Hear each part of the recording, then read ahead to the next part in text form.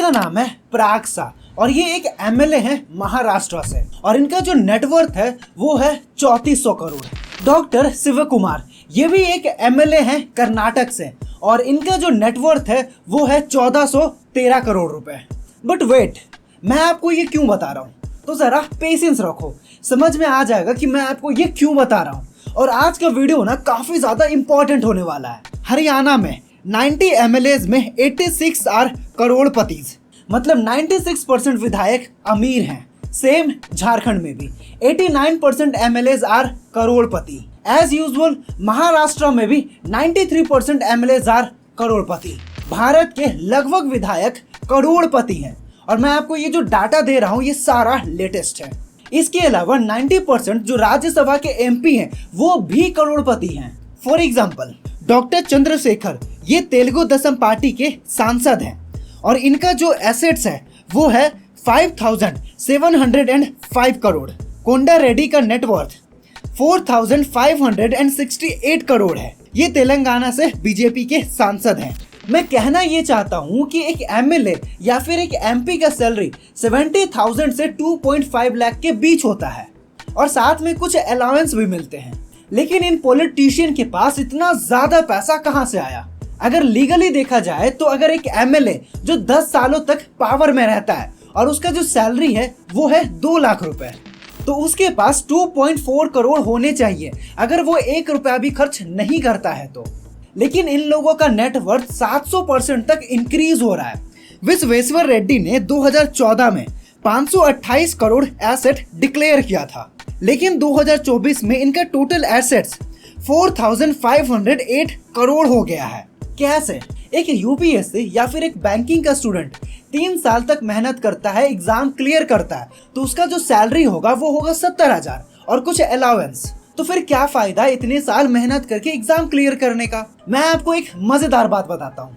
भारत में से कई सारे स्टेट्स हैं जहां एमएलए या फिर एमपी को मल्टीपल टाइम्स के पेंशन मिल रहा है। कभी ऐसा सुना है कि किसी जॉब में किसी बंदे को मल्टीपल टाइम का पेंशन मिल रहा हो?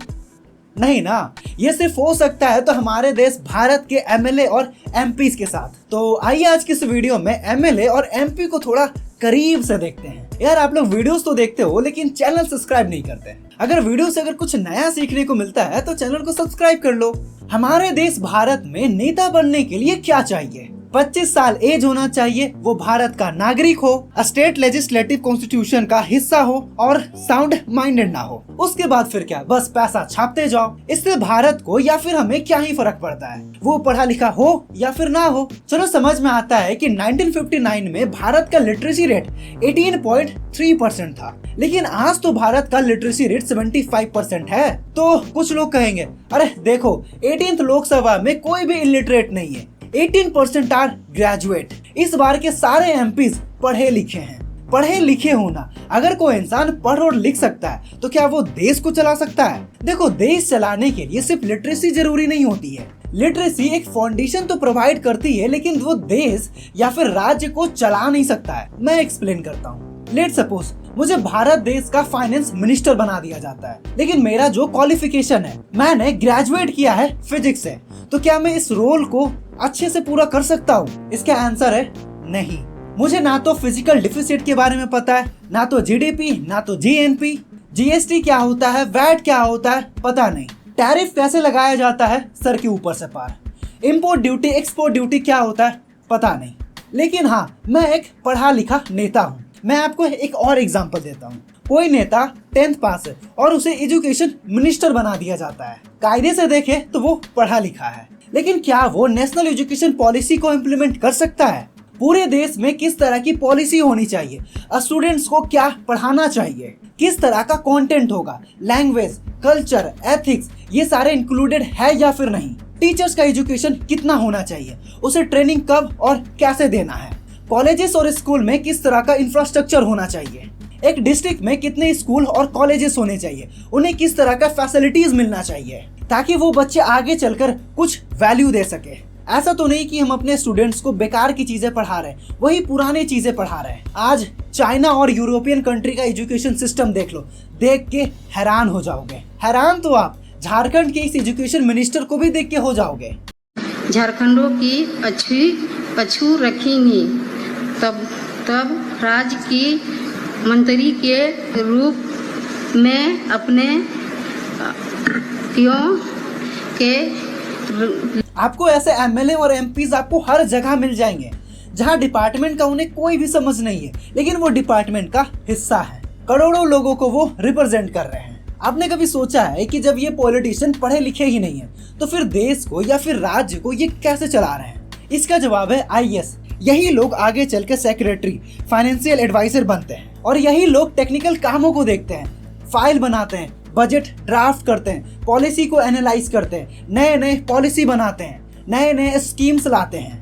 मैं एक चीज क्लियर कर दूं, मैं सारे पॉलिटिशियन के बारे में बात नहीं कर रहा हूं। डॉक्टर मनमोहन सिंह, शशि थरूर, निर्मला सीतारमण, अश्विनी वैष्णव, पीयूष गोयल जैसे मिनिस्टर का एजुकेशन काफी स्ट्रॉन्ग है। मैं बात कर रहा हूँ 18th लोकसभा के 34 10th पास एमपी का, 65 12th पास एमपी का, 147 ग्रेजुएट एमपी का। जब नेशनल का ये हाल है तो जरा सोचो स्टेट लेवल पर क्या ही चल रहा होगा। जरा आप चेक करो कि आपके स्टेट का मिनिस्टर पढ़ा लिखा तो है ना। मुझे सबसे ज्यादा इंटरेस्टिंग बात तो ये लगता है कि बिना पढ़े लिखे ये करोड़ों रुपए कमा रहे हैं। अगर मैं एक दिल्ली का एमएलए का एग्जाम्पल लूं तो उसका जो सैलरी होता है वो होता है 90,000 रुपए प्लस 1500 रुपए डेली अलाउंस मिलते हैं। एक एमएलए को हर टर्म में 1,00,000 रुपए मिलता है ताकि वो अपना स्मार्टफोन खरीद सके, लैपटॉप खरीद सके, प्रिंटर खरीद सके, ताकि एमएलए को किसी भी तरह का दिक्कत ही ना हो। लेकिन कॉन्स्टिट्यूशन को ये बात कौन बताए कि ये एमएलए तो 10th फेल है, लैपटॉप चलाना तो छोड़ो, लैपटॉप का स्पेलिंग तक पता नहीं होता। 8,00,000 रुपए इन्हें लोन मिलता है ताकि ये गाड़ी खरीद सके, ट्रैवल अलाउंस मिलता है ताकि ये देश में कहीं भी आसानी से जा सके विथ फैमिली के साथ, free water supply, free electricity, free medical services. और इंसान को क्या चाहिए? और पेंशन तो गजब, जितना बार एमएलए बनोगे उतना बार का पेंशन मिलेगा। अगर तुम एक बार भी एमएलए या फिर एमपी बन जाते हो तो तुमको लाइफ टाइम तक पेंशन मिलेगा। और अगर तुम मल्टीपल टाइम एमएलए या फिर एमपी बन जाते हो, लाइक तुम 3 बार एमएलए बन गए, तो तुमको 3 बार का पेंशन मिलेगा। कितना सही है ना? जितना बार एमएलए बनते जाओ उतना बार का पेंशन जुड़ता जाएगा।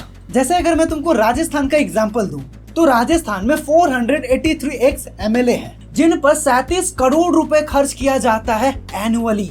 राजस्थान में से कई सारे एमएलए हैं जो लाखों में पेंशन ले रहे हैं। जैसे में सुमित्रा सिंह जो 9 बार विधायक बन चुकी है, इनका जो पेंशन है 1,28,000 रुपए। 7 बार के विधायक सुधरलाल 1,07,000 रुपए। कमला बेनी जो 7 बार विधायक रह चुकी है, इन्हें हर महीने 1,07,000 रुपया मिलता है एज अ पेंशन।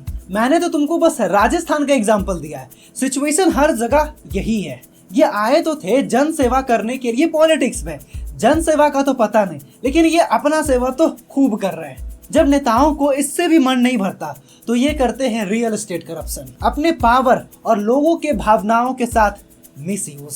तो देखो, सबसे पहले नेता अपनी कुर्सी का असली पावर का यूज करता है। उसके पास एरिया का छोटी से लेकर बड़ी जमीन का फुल डिटेल होता है, कहाँ पे खाली पड़ा है और कहाँ पे फ्यूचर प्रोजेक्ट होने वाले हैं। अब वो क्या करेगा कि वो जमीन खरीदेगा, अपने नाम पर नहीं, अपने ड्राइवर के नाम पर, अपने पियून के नाम पर या फिर अपने फैमिली मेंबर्स के नाम पर। सस्ते में किसानों या गरीब के साथ डील फिक्स करता है, लीगल रजिस्ट्री करवाता है इलीगल वे में। जमीन का दाम 10 लाख रुपए दिखाएगा और टेबल के नीचे से 20 लाख रुपए लेगा। अब होगा गेम स्टार्ट। उस एरिया में खुद या फिर अपनी पार्टी के जरिए एक बड़ा प्रोजेक्ट अनाउंस कर देगा। पब्लिक को लगता है वाह, यहाँ तो अब विकास होने वाला है।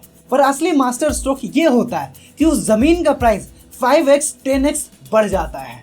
फिर उसी जमीन को किसी बिल्डर या फिर किसी कंपनी को करोड़ों में बेच दिया जाता है। सब कुछ कितना ज्यादा लीगल लग रहा है ना, लेकिन सारा प्लान फिक्स होता है। मैं कुछ आपको रियल एग्जांपल देता हूँ ताकि आपको और अच्छे से समझ में आए। 2014 में आंध्र प्रदेश की नई राजधानी अमरावती में लैंड एक्विजिशन होने वाला था, लेकिन इससे पहले ही कुछ पॉलिटिशियन और उनके फैमिली मेंबर्स वहाँ के किसानों से सस्ते में जमीन खरीद लेते हैं। बाद में जब गवर्नमेंट ने उस एरिया को कैपिटल डिक्लेयर किया तो उन जमीनों का कीमत कई गुना बढ़ गया। और उस टाइम पर आंध्र प्रदेश के मुख्यमंत्री थे चंद्रबाबू नायडू।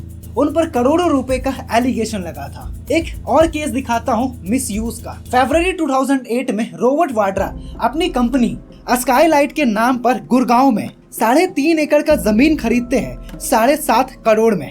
अब यहाँ से थोड़ा ध्यान से सुनना। 24 घंटे में 3.5 एकड़ जमीन का मोटेशन हो जाता है। जो आम लोग होते हैं उन्हें 3 से 5 महीना लगता है मोटेशन कराने में, और कुछ महीनों में ही हुड्डा सरकार ने CLU अप्रूवल कर दिया। नॉर्मली CLU का अप्रूवल लेने में 5 से 6 महीना लगता है। CLU का मतलब होता है कि अगर कोई एग्रीकल्चर लैंड है तो उसको कॉमर्शियल लैंड में ट्रांसफर करना। जैसे ही एग्रीकल्चर लैंड कॉमर्शियल बनता है, तुरंत उस एग्रीकल्चर लैंड का प्राइस 5 से 6 गुना बढ़ जाता है, क्योंकि अमूमन एग्रीकल्चर लैंड का जो प्राइस होता है वो कॉमर्शियल से कम ही होता है। फिर क्या था, वाड्रा ने DLF को 58 करोड़ में जमीन बेच दिया और वाड्रा की कंपनी को 50 करोड़ का क्लीन प्रॉफिट मिला। ये था पॉलिटिकल पावर का असली खेल, सिस्टम को अपने फेवर में घुमाकर पैसे बनाना। वाड्रा लैंड डील एक क्लासिकल एग्जांपल है कैसे पॉलिटिक्स और प्रॉफिट का गेम साथ साथ चलता है। मेरा चुनाव में कोई मुद्दा नहीं है, मेरा अपना एक पर्सनल मुद्दा है। मुझे पैसा कमाना, इन्वेस्ट करना है और विधायक बन के अपनी जो सारी सुविधा है वो खड़ी करनी है। भले ही ये थोड़ा फनी लग रहा हो, लेकिन इन्होंने जो बात कहा है ना वो एकदम सही कहा है। सारे पॉलिटिशियन यही करते हैं। इन्हें कोई फर्क नहीं पड़ता कि समाज किधर जा रहा है, समाज डेवलप हो रहा है या फिर नहीं। इन्हें बस पैसे कमाने हैं। जैसे हर कॉलेज और स्कूल में होता है ना 75% अटेंडेंस कंपलसरी, तो पार्लियामेंट में क्यों नहीं? जब इन्हें 2 से 2,500 डेली के अलाउंस दिए जाते हैं तो पार्लियामेंट में ना आने के भी इनके पैसे काटने चाहिए, राइट? वो कितना पार्लियामेंट में आते हैं, I mean उनका अटेंडेंस कितना है, वो पार्लियामेंट में कितना क्वेश्चन करते हैं। क्योंकि नेता हमारे लिए काम करता है, उसकी जो सैलरी होती है वो भी हमारे टैक्स से ही आता है। हमारा एम्प्लॉय या फिर काम करने वाली बाई अगर एक दिन ना आए या फिर कोई काम गलत करे तो हम उससे हजारों सवाल पूछते हैं, हम उन्हें डांटते हैं, क्योंकि वहाँ पे हमारा नुकसान हो रहा होता है। तो फिर क्या हमें नेताओं से सवाल नहीं पूछना चाहिए? हमें उनके बारे में कुछ पता क्यों नहीं होता है? हम ये बात कब समझेंगे कि ये जो नेता होते हैं ये हमारी रिस्पॉन्सिबिलिटी होता है, ये हमारा रिस्पॉन्सिबिलिटी है कि कोई नेता काम कर रहा है या फिर नहीं। अगर कोई नेता काम नहीं कर रहा तो हमारे पास पावर है कि हम नेता को बदल सके। क्या मैं गलत कह रहा हूँ? तो इस वीडियो को अपने फ्रेंड्स में, अपने फैमिलीज में शेयर करो जिन्हें MP और MLAs का M तक नहीं पता। और आशा करता हूँ कि वीडियो आपको इंफॉर्मेटिव लगी हो। तो मिलते हैं अगले वीडियो में एक नए टॉपिक के साथ, और वीडियो देखने के लिए आपका दिल से शुक्रिया।